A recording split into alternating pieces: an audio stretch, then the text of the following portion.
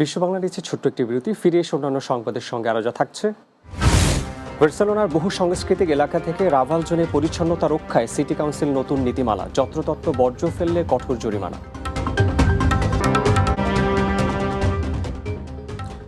বিরতির পর স্বাগত বিশ্ব বাংলায় আরও একবার।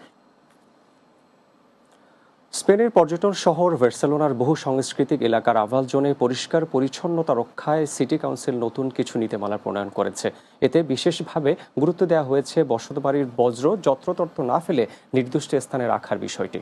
স্পেন প্রতিনিধি লোকমান হোসেন জানান, আইন অমান্য করলে নাগরিকদের ৩০০ থেকে ৬০০ ইউরো পর্যন্ত জরিমানা গুনতে হবে। এই আইন কার্যকর করার মাধ্যমে রাভাল জোনকে আরও পরিচ্ছন্ন এবং বাসযোগ্য করে তুলতে চায় সিটি কাউন্সিল। এদিকে রাভাল জোনে উল্লেখযোগ্য সংখ্যক বাংলাদেশি বসবাস করেন। এ কারণে বাংলাদেশিদের মধ্যে সচেতনতা বাড়ানোর জন্য শহর কর্তৃপক্ষ বিভিন্ন মাধ্যম ব্যবহার করে তাদের সঙ্গে যোগাযোগ রক্ষা করছে। সিটি কাউন্সিল আশা প্রকাশ করছে, প্রবাসী বাংলাদেশি সহ অন্যান্য নাগরিকরা এই উদ্যোগে সহযোগিতা করবে এবং রাভাল জোনকে আরও জনবান্ধব করে তুলতে সক্রিয় ভূমিকা পালন করবে।